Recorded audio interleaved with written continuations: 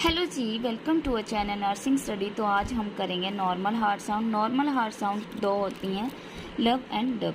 जो लब साउंड होती है वो फर्स्ट हार्ट साउंड होती है S1 एंड जो डब होती है वो सेकंड हार्ट साउंड होती है S2।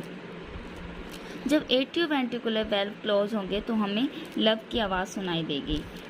एट्रियो वेंट्रिकुलर वेल्व में आते हैं ट्राइकस्पिड एंड बाइकस्पिड वेल्व। इसकी ड्यूरेशन रहेगी 0.1 टू 0.17 सेकेंड।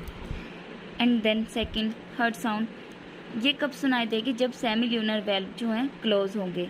इसके अंडर आते हैं पल्मोनरी एंड आयोटिक वेल्व।